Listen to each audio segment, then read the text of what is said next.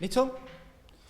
Muy bien, bueno, pues para los que no me conozcáis, soy José Olid y, bueno, lo primero, agradeceros.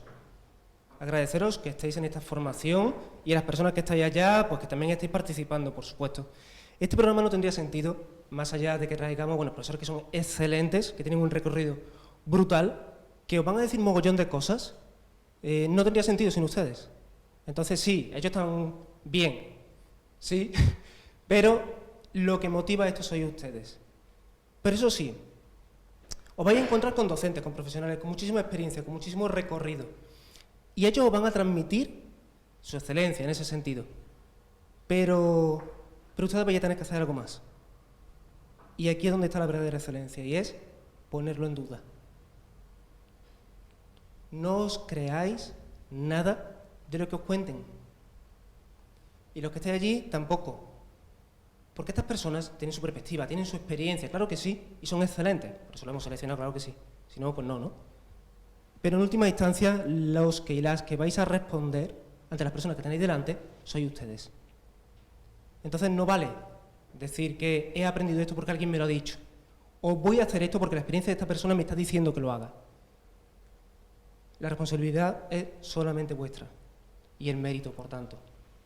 Entonces, ese es el mensaje que quisiera transmitir como apertura de este máster, que lo aprovechéis al máximo, que aprendáis, por supuesto, pero que no os quedéis en una actitud pasiva en la cual vosotros sois las alumnas, los alumnos, y el docente os viene a transmitir unos conocimientos.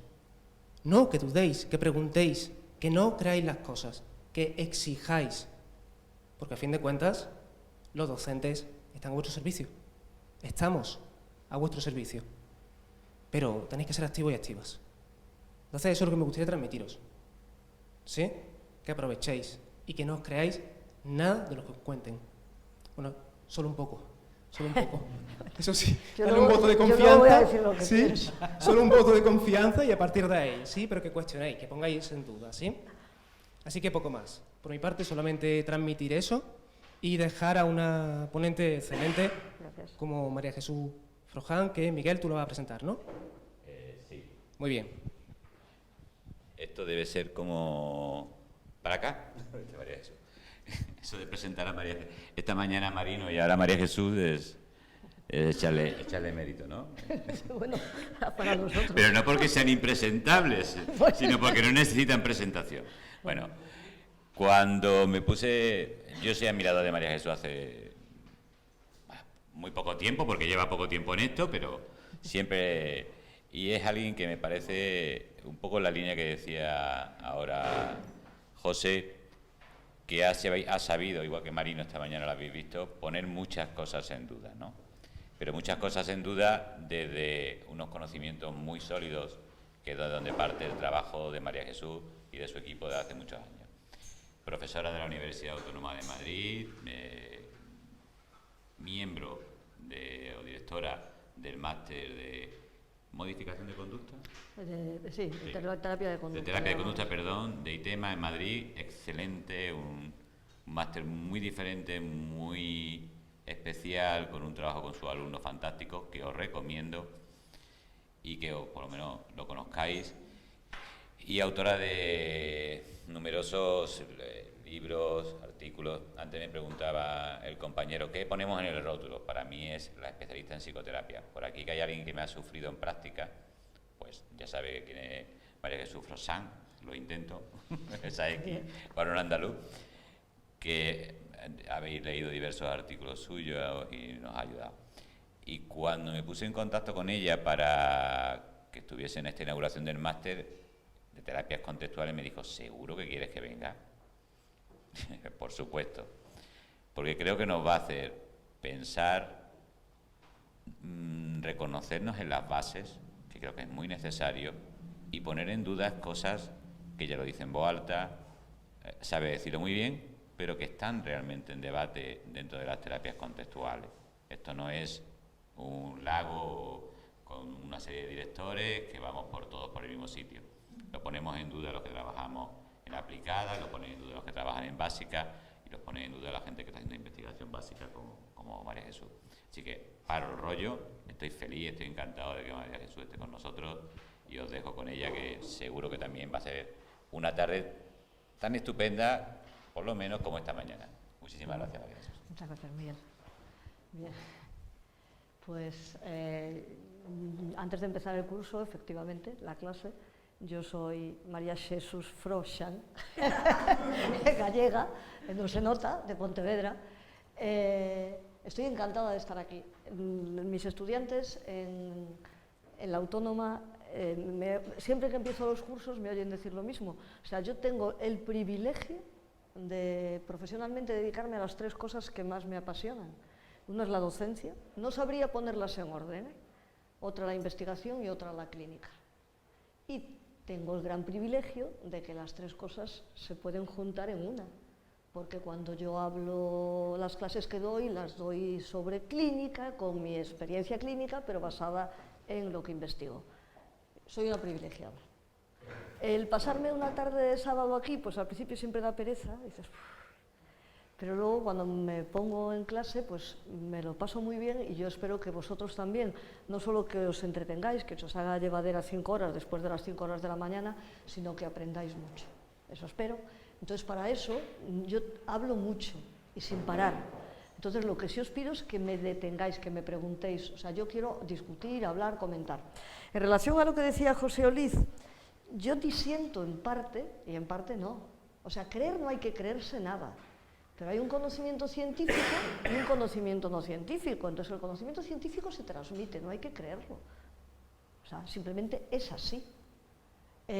¿Vosotros podéis dudar que la persona que está hablando transmite conocimiento científico, transmite experiencia empírica o cuestiones personales? Vale, pues entonces vamos a los datos, vamos a los artículos, vamos a tal. Pero hay que diferenciar lo que es la creencia de lo que es el conocimiento científico. Entonces yo creo que un psicólogo, como científico, solo tiene que dar conocimiento científico a aquellas personas que utilizan ese conocimiento científico para aplicarlo. O sea, los profesionales clínicos no tienen que ser científicos. Es igual que los médicos, por mucho que les fastidie, no hacen ciencia. Los médicos hacen pura empiria, basada en otras ciencias. ¿De acuerdo? Pues el clínico es el equivalente al médico, pero las personas que investigan en clínica, las personas que investigan en psicología, las personas que investigan en análisis experimental, pues esas sí tienen conocimiento científico. Y ahí no es una cuestión de creer o no creer, es una cuestión de saber o no saber. ¿Me entendéis? Yo tengo otra característica, que es que soy demasiado imperativa. Es una forma de hablar, ¿eh? No, ni me enfado ni nada, todo lo contrario. Bien. Dice Miguel, yo me quedé muy sorprendida. ¿Qué hago yo aquí, en un máster de terapias contextuales? Yo soy enormemente crítica, pero fijaos una cosa, soy crítica con las terapias contextuales casi desde el resentimiento, desde la decepción. O sea, yo creo que las terapias contextuales, cuando aparecieron, fue lo mejor que le pudo ocurrir a la psicología aplicada. Lo mejor. Estábamos absolutamente perdidos. No había norte. El modelo cognitivo-conductual no es que estuviese deteriorado, es que estaba podrido y sigue. Llega el contextualismo y aquello es como un soplo de aire puro. El problema, que es lo que voy a explicar ahora muy rápidamente, porque yo creo que vosotros esto probablemente lo habéis visto en vuestra formación en la carrera, esta primera parte muy breve que voy a dedicarle, pero es bueno recordarla. Es bueno recordarla para saber dónde estamos y cómo hemos llegado hasta aquí. O sea, cuando empezó la crisis de la modificación de conducta, enfoque cognitivo-conductual, y aparecieron las llamadas entonces de terapias contextuales, terapias de tercera generación, su estandarte era la vuelta a los orígenes. Vamos a recuperar lo perdido del modelo conductual. Y efectivamente fue así. Pero cuando aparecieron porque la modificación de conducta, la intervención conductual, se había muerto de éxito. O sea, era tan potente, había querido abarcarlo todo tan rápidamente que habían dejado por completo de plantearse por qué hacían lo que hacían y se convirtieron en meros manuales. Cuando llegaron las terapias contextuales dijimos, estupendo, el análisis funcional, el análisis de la conducta, la recuperación de la conducta verbal, el contexto como el sitio, el lugar, la situación que permite entender la conducta. En 10 años se convirtieron en lo mismo que tardó 30 años en enfoque cognitivo-conductual, en convertirse en una serie de manuales empezar a impartir cursos donde se decía qué hay que hacer y nos habíamos olvidado de por qué había que hacer eso. Y eso, desde la decepción, es de lo que yo soy muy crítica. No voy a hablar de estoy resentida porque no me quita el sueño, pero quiero que me entendáis. O sea, no es desde la decepción, o sea, no es que el punto de partida hubiese sido criticable, es que a donde llegaron es criticable. Y yo creo que muy criticable. ¿Vale? Claro, cuando Miguel me dice, son las terapias contextuales, terapias de conducta, digo, y yo no puedo llenar 5 horas con esto, ¿no? ¿Qué hablo? Bueno, pues entonces lo que yo pretendo hoy es, por una parte,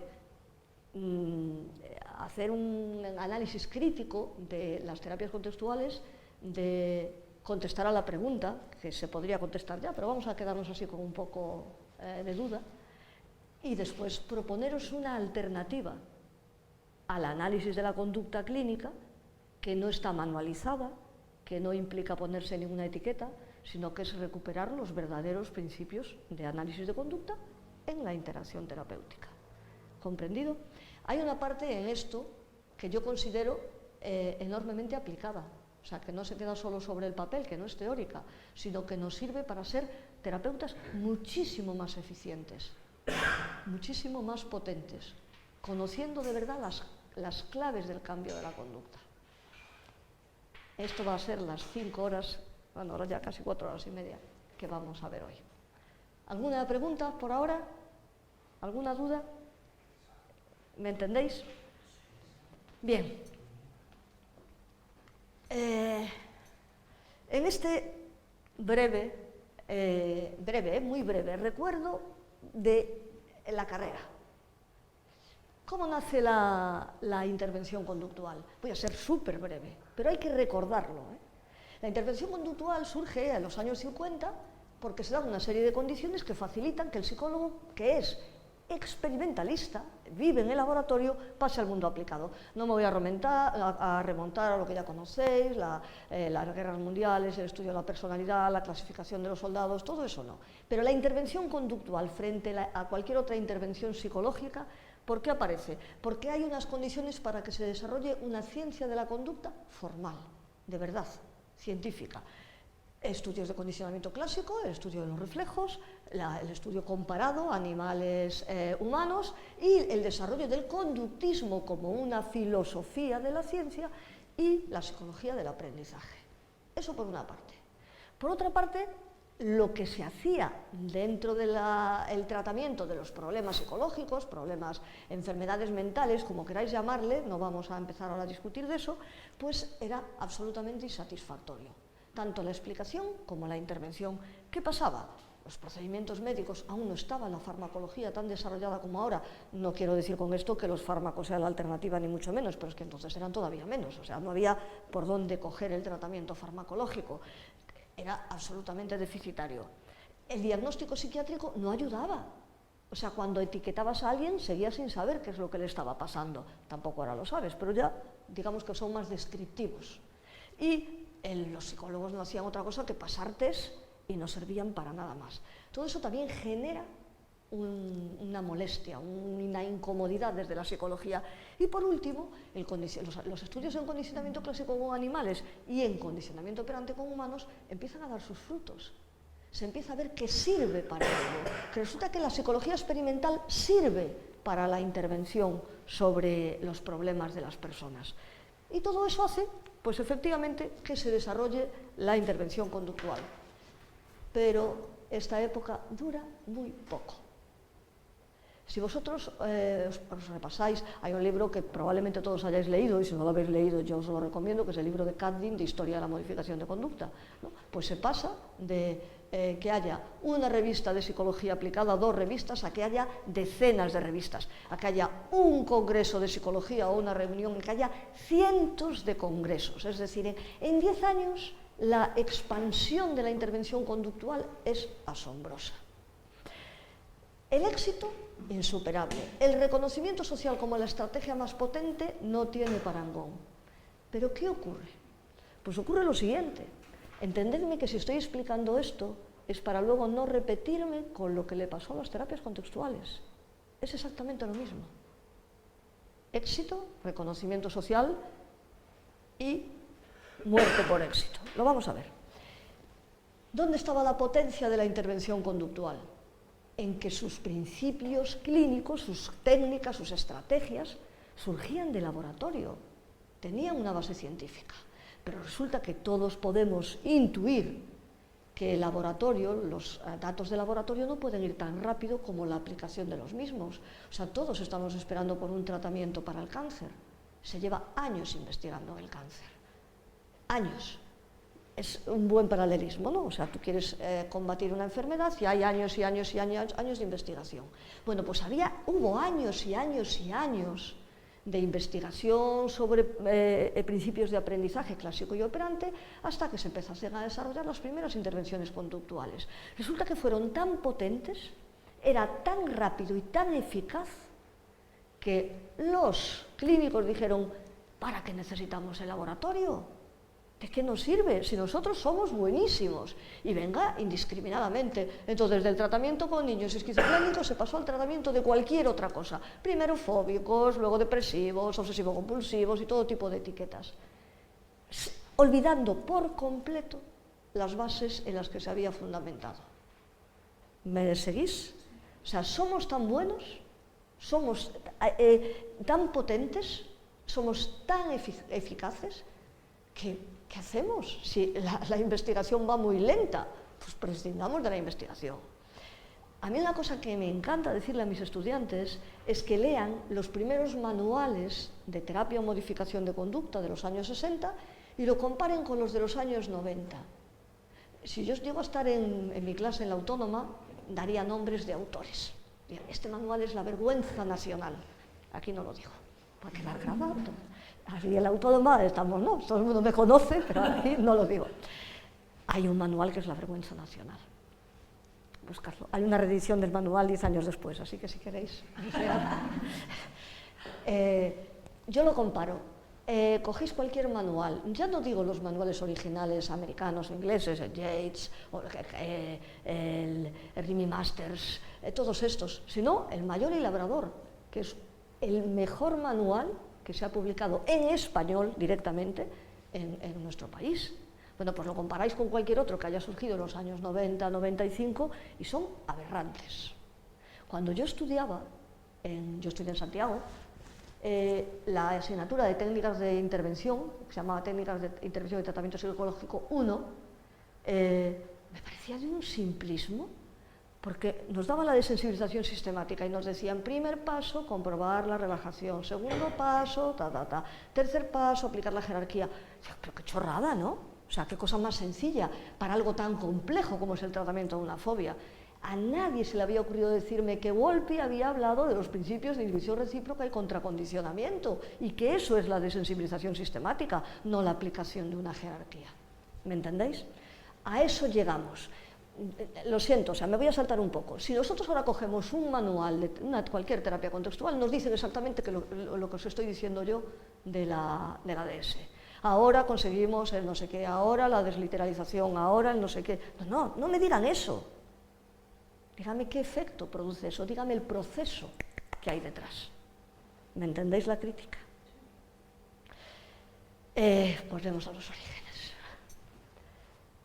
Se abandona por completo, nos olvidamos de ello y la práctica clínica y la investigación se separan. Durante muchísimos años, y en muchos sitios aún sigue siendo, lo que se hace en los laboratorios o en las universidades, en los departamentos de psicología básica, no tienen ni idea, ni conocimiento, ni contacto con lo que se hace en psicología aplicada. Los analistas experimentales no entienden nada de lo que hacen los analistas aplicados, salvo en el tema común, que es el autismo. Cuando hablas a los experimentales, por ejemplo, en los congresos de la SABEC, en los primeros congresos que se hicieron, que empezaron a ir psicólogos aplicados, es que era yo de Marte y tú de Venus, o sea, no había ningún punto en común. Entonces, cuando yo en aquella época empecé a ser una entusiasta del análisis experimental de la conducta, porque vi que había cantidad de cosas que estaban estudiando que nos podían servir en el mundo aplicado, pero cada vez que yo me entusiasmaba con cualquiera de las cosas que ellos decían, o sea, ¿y esto a ti para qué te sirve? Digo, ¿a mí? ¿Para todo, absolutamente para todo. Mucha gente me ha oído hablar de mi entusiasmo cuando descubrí aquello de la conducta adjuntiva. La conducta adjuntiva, o sea, como que reforzando una conducta, otras aumentan sin que hacer intervención directa, pero eso es una pasada. Y tú, si yo refuerzo a alguien en sesión por algo, ¿puedo hacer que conductas que no se dan allí aumenten? Vamos a estudiar ese fenómeno.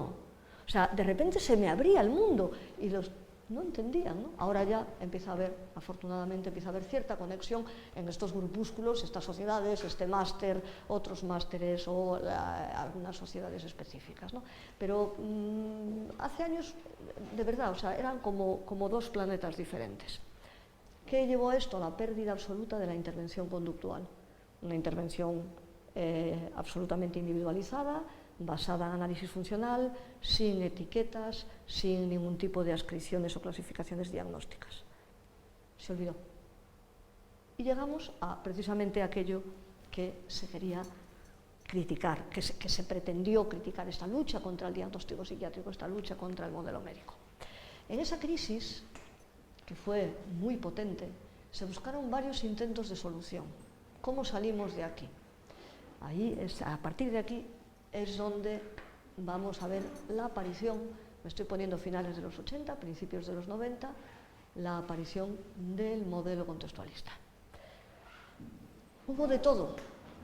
Si la intervención conductual es algo tan disperso, si tiene tantos puntos en común con el modelo médico, si resulta que no es tan distinta de otro tipo de intervenciones, pues vamos a integrarlo todo, vamos a mezclarlo todo. O sea, la psicología única, los modelos, olvidamos la teoría, olvidamos las bases experimentales y hacemos una cosa común.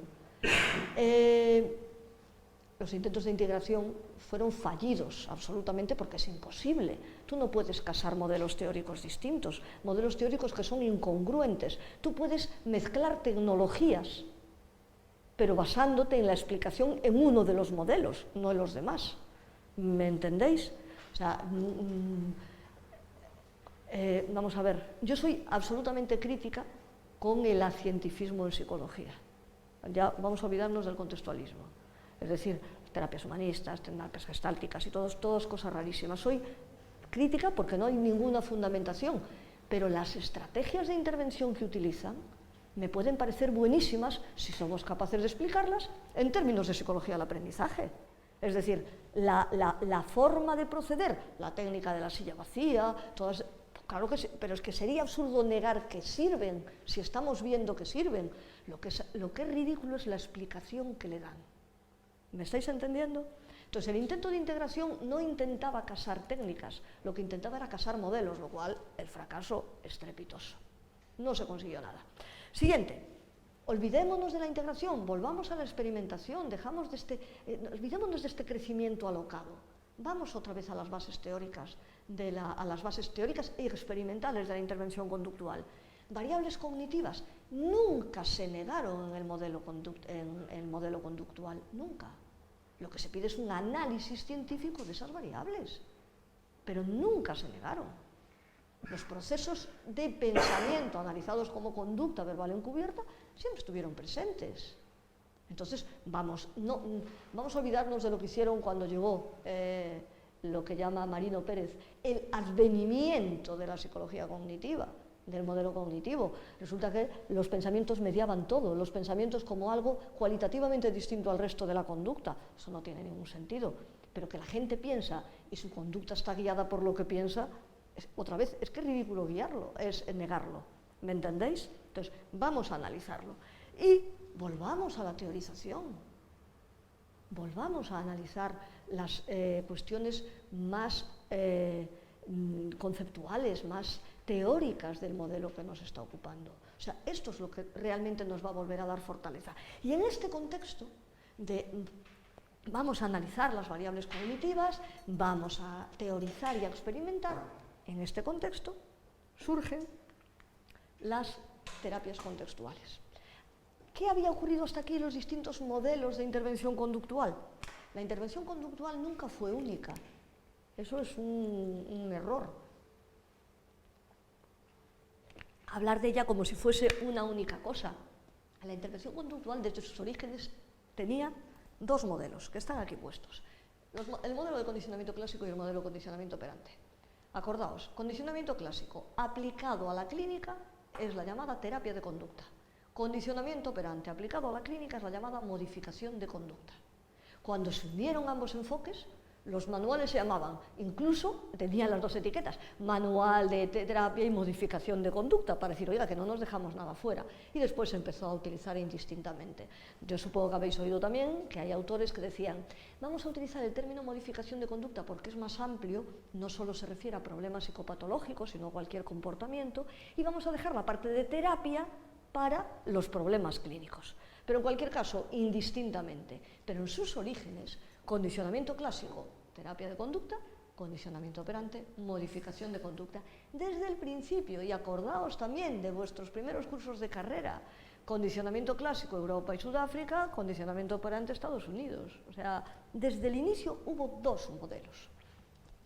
Con el crecimiento y la expansión, esos dos modelos se multiplicaron y se subdividieron en cuatro. El enfoque operante, condicionamiento operante, quedó tal cual, es el único que permaneció puro hasta nuestros días. El enfoque mediacional, ya con las variables cognitivas, toda la parte más del aprendizaje social, el siguiente, el enfoque cognitivo. ¿De acuerdo? Con los años, otra vez, vamos a unirlos. ¿Y qué se unió? Los tres, mediacional, variables cognitivas, aprendizaje social, enfoque cognitivo, es lo que se conoce hoy en día como enfoque cognitivo-conductual. Y el análisis aplicado, el heredero del enfoque operante, el heredero del condicionamiento operante. Años 90, estamos aquí. El análisis aplicado, uy, si tengo un láser. El análisis aplicado, directamente enraizado con el enfoque operante, el condicionamiento operante y el cognitivo-conductual, con los otros tres a partir de la terapia de conducta. ¿Comprendido? Aquí estamos. El enfoque cognitivo-conductual empieza a hacer aguas tal como se acaba de contar. O sea, se muere de éxito. El análisis aplicado sigue restringido al tratamiento del autismo, los problemas de desarrollo, no acaba de salir de ahí, ¿no? Porque exige esas variables tan controladas, esa forma de actuar casi paralela al laboratorio. Y en la clínica aplicada ambulatoria, pues le parece que se le escapa de las manos.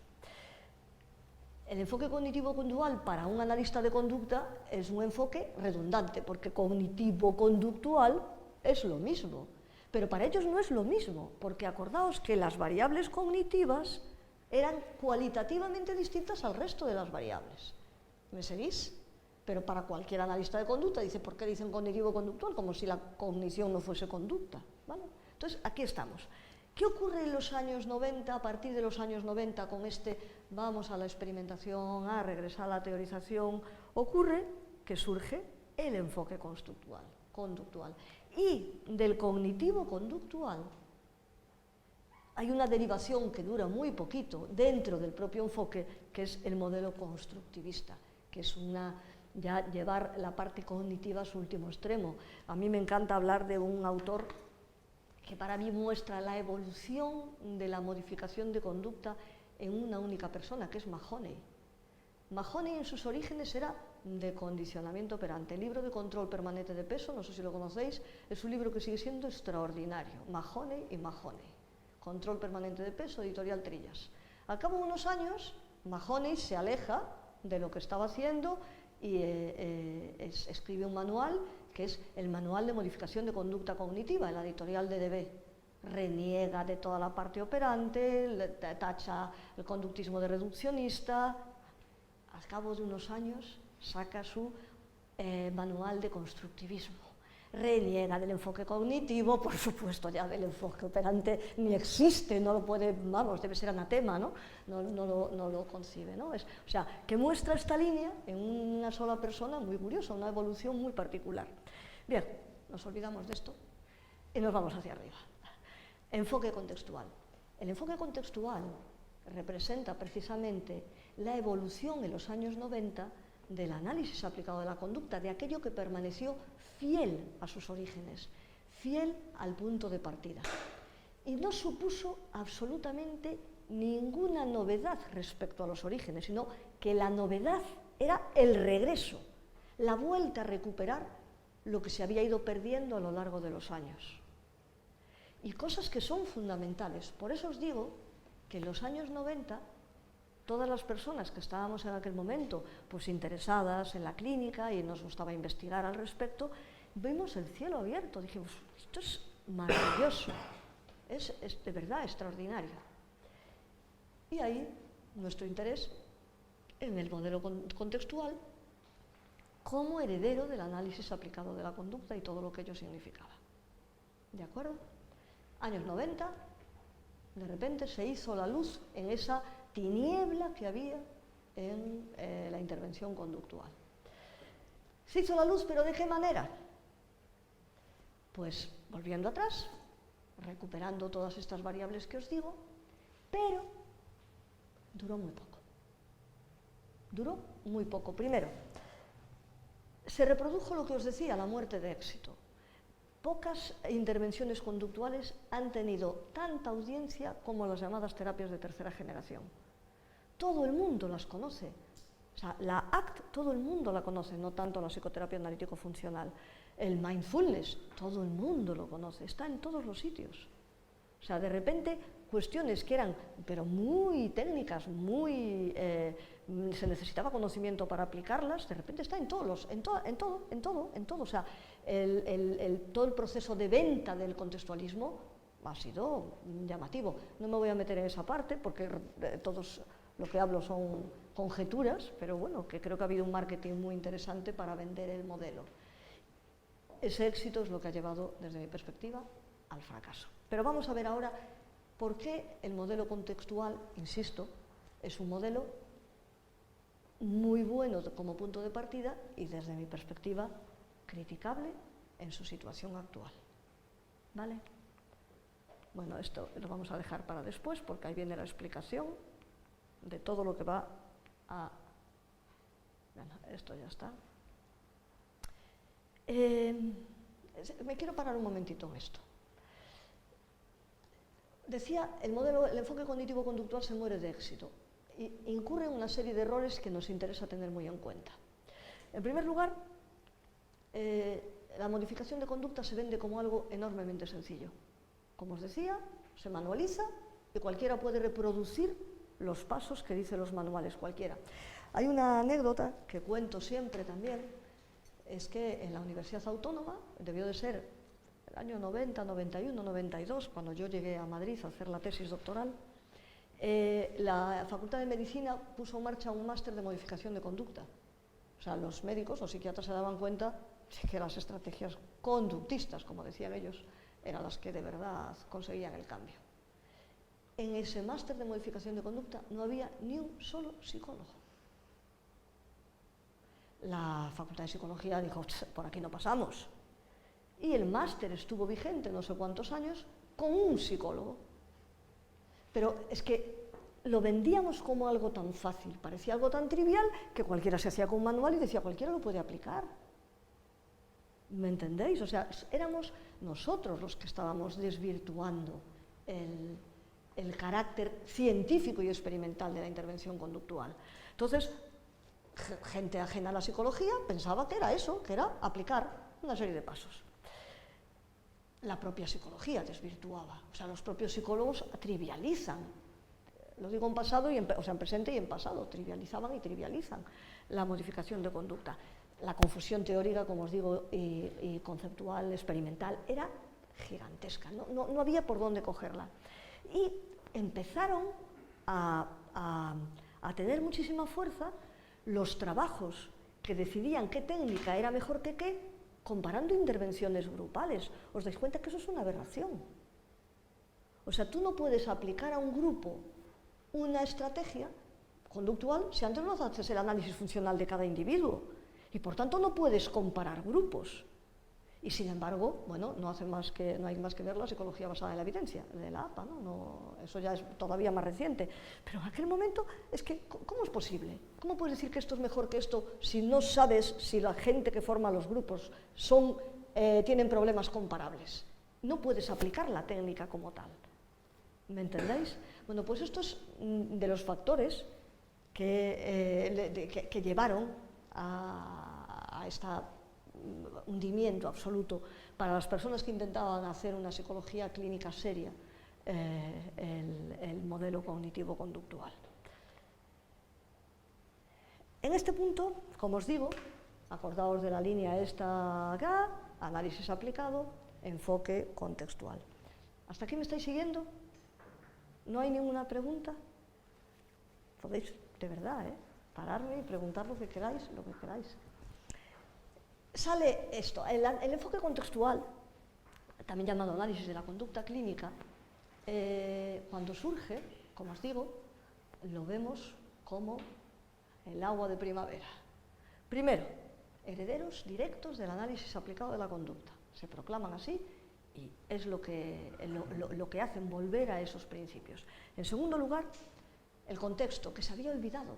La clínica psicológica era un lugar donde se hablaba de los problemas, no donde se daban los problemas, algo que ahora los clínicos aceptamos. La persona que tenemos delante es la persona, o sea, no es alguien que habla con nosotros y el verdadero yo está fuera. Pues así se manejó durante años. Los psicólogos es que no podemos trabajar directamente sobre el problema. ¿Cómo que no? La persona que tenemos delante, ¿qué es? ¿Un sustituto? ¿Un holograma? No, es la persona. Entonces, pero esto lo recupera el modelo contextual, O sea, esto que nos parece ahora tan evidente, en los años 90 sonó, pues sí es verdad, ¿no? Pues el contexto es determinante de la conducta, explicativo de la misma, y el contexto clínico es un contexto como cualquier otro. Fundamental, los problemas de las personas no se dan al margen de la sociedad en la que viven. Los problemas forman parte de esa sociedad y no son otra cosa que atribuciones de significado a conductas dentro de una tradición específica. O sea, no podemos aislar el problema de la situación concreta de la persona, de ese momento social, temporal en el que está. Y la conducta, como os digo, es la conducta a tratar dentro de la situación clínica. Se da en sesión. Bueno, eso que hay ahí abajo se puede quitar. Eso que pone detectar fuentes, si no va a tapar algunas cosas. Si no, da lo mismo, yo lo leo, ¿vale? No te preocupes, si no.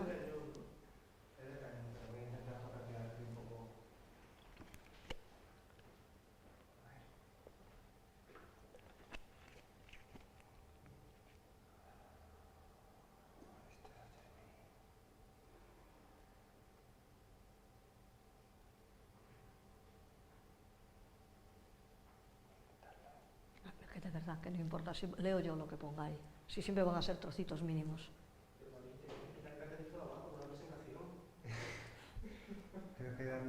Déjalo así. Mira, ya está. Fenomenal. Gracias. Nada. No, creo que no. A ver, déjame que lo ponga completo.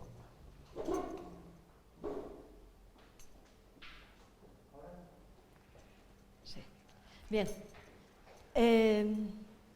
Y el lenguaje es una conducta clínicamente relevante. O sea, cuando la gente habla del problema, está ejecutando, está actuando, no está contando algo al margen de su problema. Esto eran de las cosas fundamentales que se vieron en aquel entonces.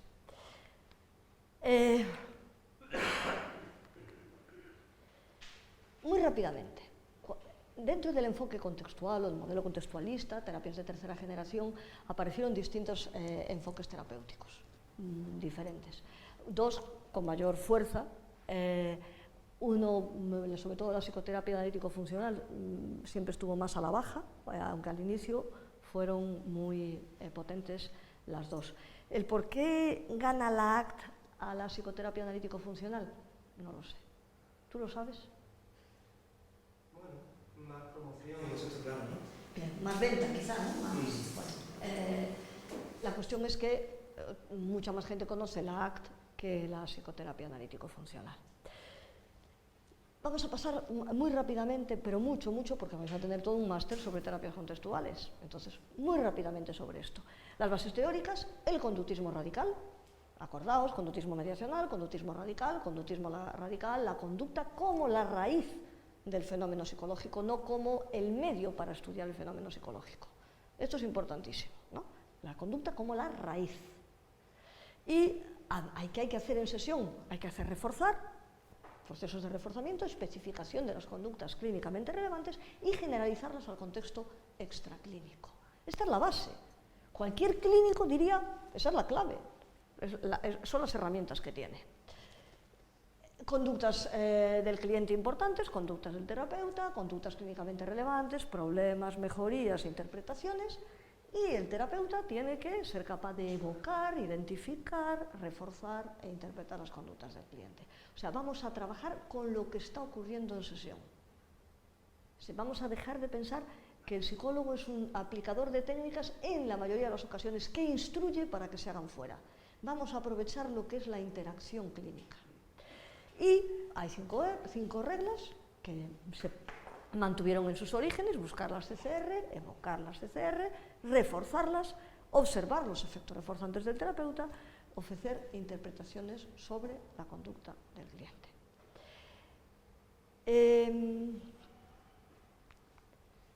Terapia de aceptación y compromiso. Se me ha ido ahí una cosita, pero os lo explico. Naciendo las dos juntas, ¿cómo nacen? La psicoterapia analítico-funcional y la ACT son muy distintas.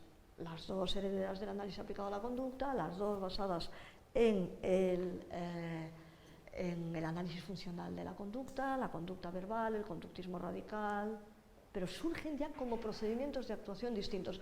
Luego voy a poner una tabla comparativa de sus orígenes. Yo llegó un momento en que dije, mira, me olvido del modelo contextual, porque cada vez que leo algo me irrito. Y como ya tengo que cuidar un poco mi yo, pues ya intento hacer cosas que no me enfaden. Pero en sus orígenes sí, yo me dedicaba a ver las comparaciones, a ver, pues claro. El lenguaje, fundamental, afirman. El lenguaje es la razón de ser y de sufrimiento humano. La clave está en cómo nos contamos el mundo, en lo que nos decimos. Fundamental. En segundo lugar, es verdad que la sociedad actual está obligando a la gente a sentirse bien. Evidentemente, en el otro extremo está la psicología positiva, ¿sabéis? Marino Pérez tiene unos artículos, no sé si os ha hablado de ellos, os los recomiendo, críticos de la psicología positiva, que son una genialidad, ¿no? Os los recomiendo, están publicados en la revista del Colegio del Psicólogo, Papeles del Psicólogo. Son buenísimos, buenísimos. O sea, es verdad que nos quieren vender que sentirnos bien es el paradigma de la felicidad, es la forma de estar en el mundo, cuando el mundo tiene muchas cosas en las que es imposible ser feliz. O sea, ser feliz continuamente es un poco estúpido, ¿no? O sea, es ciego, no tiene ningún sentido. Pero es verdad que la sociedad actual busca fuera el sufrimiento, no te puedes sentir mal, míralo todo con buena cara, esto es bueno para tu salud. Uno de los artículos de Marino hace un estudio absolutamente sistemático de las distintas investigaciones que se han hecho comparando estos tratamientos de vamos a enfocar bien las cosas, porque tienes un disgusto o una enfermedad, no sé qué, todo lo que es la psicología positiva, y concluye que no hay ningún estudio que diga que estas cosas de mejora, aumenta la vida, no sé qué, sea cierto. O sea, hace una revisión extraordinaria. Otra cosa es que te sirva para ser más feliz en el momento, ¿vale? Pero de ahí a que eso sea la forma de luchar contra tus problemas. Bien, la evitación del sufrimiento, por tanto, es la práctica generalizada. No te puedes sentir mal, tienes que estar siempre poniendo buena cara. Comportarse verbalmente, dice la ACT, es una actividad simbólica, lo que implica que es una actividad relacional, que pone en relación distintos elementos, las palabras con aquello que significan. Y como muy bien dicen después, nos comportamos ante las palabras como si fuesen las cosas a las que las palabras se refieren. Luego vamos a ver esto, porque desde mi perspectiva y desde el trabajo de investigación que estamos haciendo, si esto es estupendo, y es así, las personas sufren más por las palabras que por los hechos, porque si sufriésemos por los hechos, nosotros los que vivimos apenas tendríamos sufrimiento, porque vivimos en una sociedad muy cómoda, y sin embargo hay mucha gente muy desgraciada. O sea, no se sufre por las cosas que ocurren, sino por las cosas que nos decimos, anticipamos o traemos del pasado. Esto es la causa del sufrimiento, pero desde mi perspectiva, añadiendo unas cosas, el análisis que se hace desde los modelos contextuales, basándose en la transferencia de significados a partir de las relaciones de equivalencia del condicionamiento operante, es insuficiente. y hay que hablar de condicionamiento pavloviano. ¿Vale? Esta es una de las críticas que nosotros hacemos. Empiezan a diferenciar lo que es el saber por contingencias, por experiencia directa, y el saber por reglas, lo que has aprendido verbalmente.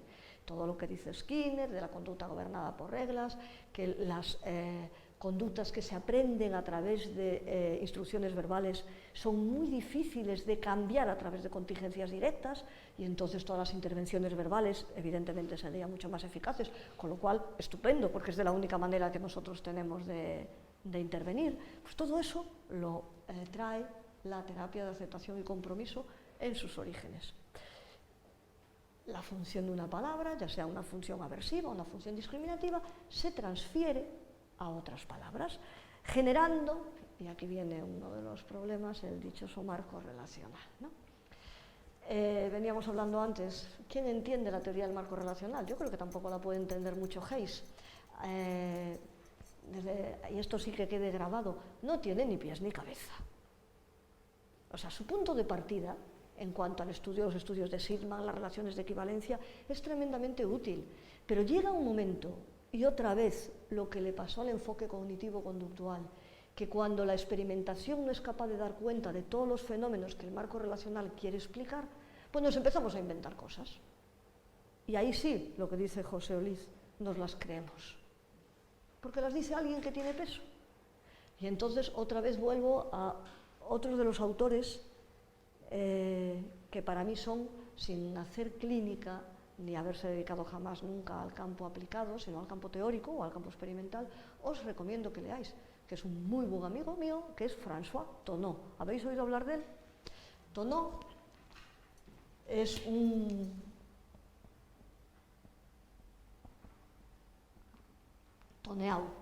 es un psicólogo francés, de origen francés, hizo su tesis en Estados Unidos, estuvo mucho tiempo trabajando en el CEIC de Guadalajara, en el Centro de Estudios e Investigaciones de Comportamiento, donde estaba Emilio Ribes. De allí se fue a la Universidad de Braga, en Portugal, con, ahora estoy intentando acordarme cómo se llama el investigador que está allí, de análisis de la conducta. Joder, ya me saldrá, muy conocido, y ahora está en Brasil, en la universidad, estaba en la Universidad do Minho, en la Universidad da Prata, en Belén, en Brasil. Es un tío brillantísimo, una persona, perdón, brillantísima, y tiene una polémica, igual que tiene Marino Pérez, os digo, la polémica con los de psicología positiva, especialmente con Carmelo Vázquez de la Complutense, que es que son unos artículos súper interesantes, ¿no?, de una discusión seria entre gente que sabe. François Thonon los tiene con Hayes y la gente del marco relacional. Si lo queréis, yo tengo todos los artículos en una carpeta, se los paso a Miguel y que os los difunda. Maravilloso. Y François Thonon es un defensor a ultranza del condicionamiento clásico. Ya sabéis que hoy en día se dice que la división entre condicionamiento clásico y operante no tiene mucho sentido, que son dos formas o dos caras de la misma moneda. Pues Thonon siempre hace peso en el condicionamiento pavloviano, en los procesos pavlovianos, en el cambio de significado y todo eso. Pero vamos, despelleja el marco relacional de una manera interesantísima. Yo recomiendo estos artículos. Ahí es donde os digo que no es una cuestión de querer, sino de leer, ¿no? Y leer estas polémicas entre gente muy preparada, toda la gente que ha desarrollado el marco relacional y las personas críticas con el marco relacional, pues nos enseña, es instructivo, ¿vale?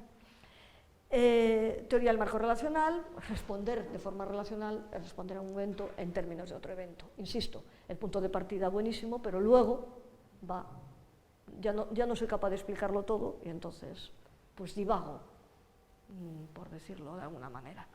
Y el aprendizaje relacional es arbitrario. Ocurre, o sea, no está programado.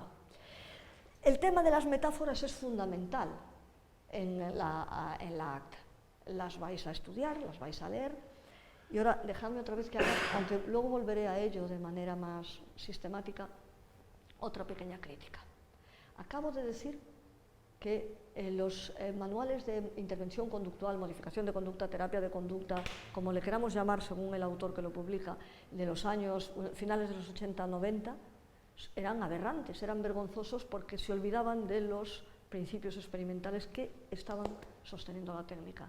Pues yo cuando leo un manual de ACT y dice, y ahora aplicamos la metáfora de no sé qué, y ahora aplicamos la metáfora de no sé cuánto, es que tengo la misma sensación que tenía cuando leía esto. Pero ¿cómo puedes manualizar las metáforas? ¿Cómo puedes hacer un listado de metáforas y decir, y ahora utilizas esta y ahora utilizas la otra?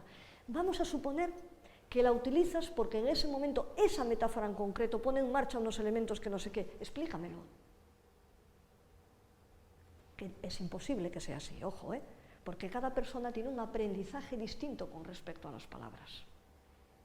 Una de las cosas que luego vamos a ver aquí, cuando os enseñe de las cosas que nosotros hacemos en la clínica y que creo que os va a ser útil si luego cuando lo apliquéis en vuestra intervención clínica, nosotros, la última tesis que se publicó en mi grupo de investigación es una tesis sobre control aversivo.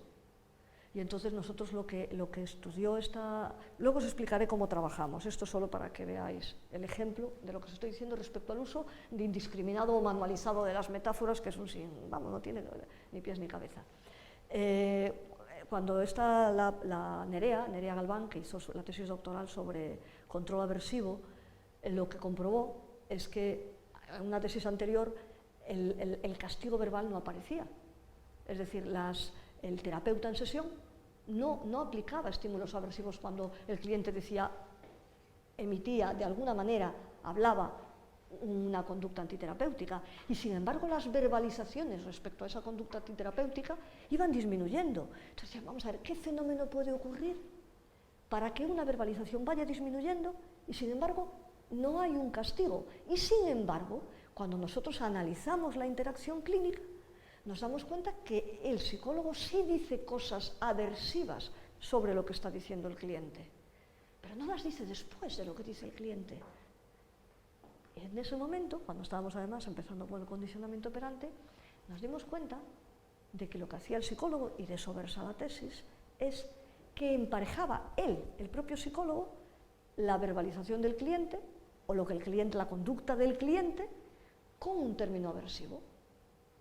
De manera que condicionaba, yo lo explicaré con calma, condicionaba esa conducta, luego os lo explico con calma. Lo que quiero que entendáis, por qué ahora pongo esto de ejemplo, es que el término aversivo con el que el psicólogo emparejaba la conducta del cliente que quería que disminuyese, no lo podía sacar de un manual, porque era aversivo para ese cliente. ¿Me entendéis? O sea, cada persona actúa ante determinadas palabras o ante determinadas situaciones en función de su historia de aprendizaje. Yo no puedo manualizar los castigos. Es verdad que hay una serie de cosas, por ejemplo, cuando estudias cualquier manual, el Martin y Peer, de modificación de conducta, te dicen listado de reforzadores verbales. Muy bien, no sé qué, no sé cuánto. Evidentemente, hay una parte común a nuestra historia de aprendizaje, una experiencia concreta, en una situación concreta, una sociedad concreta, no experiencia, que respondemos ante eso. Pero después, es un niño, muy bien, bonito, que guay, que no sé qué. Pero cuando somos mayores, nosotros empezamos a reaccionar ante ciertas palabras. Hay gente que se pone a temblar cuando oye la palabra muerte, y hay gente que, pues mira, el que trabaja en una funeraria, ¿no? No le afecta absolutamente nada. ¿Me entendéis? O sea, nuestra historia personal de aprendizaje nos hace reaccionar ante unos elementos y no ante otros. Por eso cuando yo veo la manualización de las metáforas, es que no me cabe en la cabeza. ¿Me seguís? Estaba preparando un poco el curso, organizando lo que quería decir. Ya, como estáis viendo, me encanta hablar. Entonces digo, 5 horas, me voy a tener que quedar aquí mañana y voy a seguir hablando. Entonces digo, no, vamos a ver, céntrate en lo que les quieres contar. Me puse a repasar pues, manuales de la ACT, de la cosa, y en serio, es que no puedo entender esa deriva. No la puedo entender. No puedo entender por qué, con la cantidad de cosas maravillosas que tiene el enfoque contextualista, se ha perdido de esta manera. Con la cantidad de cosas extraordinarias. Bien. ¿Me estáis entendiendo hasta aquí?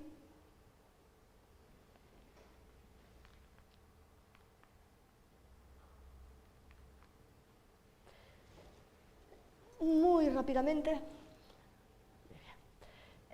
Una comparación entre ambas. Comparación, como os digo, que hice en los años 90.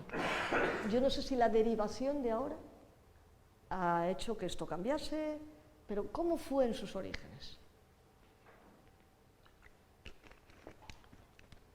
La psicoterapia analítico-funcional se dirigía al análisis-cambio de conducta a través de contingencias directas que el psicólogo aplicaba en sesión. El reforzamiento, la evocación de determinadas conductas, pum, pum, pum, frente a la terapia de aceptación y compromiso que iba todo al control verbal. La conducta gobernada por reglas, el significado de determinadas palabras, el control defectuoso de reglas, etc. O sea, uno contingencia directa, otro control verbal. Otra cosa que desde el principio me chirriaba. ¿Cómo es posible que pueda decir una terapia, una forma de actuar basada en el conductismo radical, que existen terapias para tipos de personas? No tiene sentido. Y desde el principio, y lo siguen manteniendo, la psicoterapia analítico-funcional, clientes que tenían más relaciones interpersonales, problemas íntimos, frente a la ACT, que era sentimientos, personas que se enfrentan a ellos, que luchan por controlar estas emociones. Precisamente de esa lucha viene el problema.